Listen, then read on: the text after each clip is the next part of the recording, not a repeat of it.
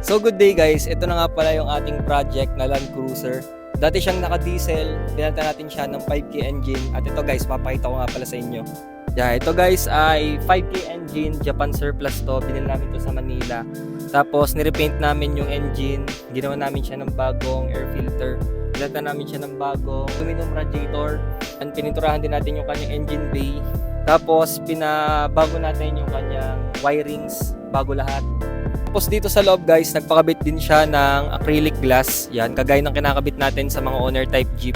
Tapos itong ating mga gauges, nagpakabit din siya. At itong patungan ng ating gauges. Yan, pinakabit din niya ni boss. Tapos yung mga preno, pinaayos din. At pinabuffing nga rin pala itong body ng ating Land Cruiser. Tapos pininturahan nga rin pala natin yung mga pang-ilalim niya.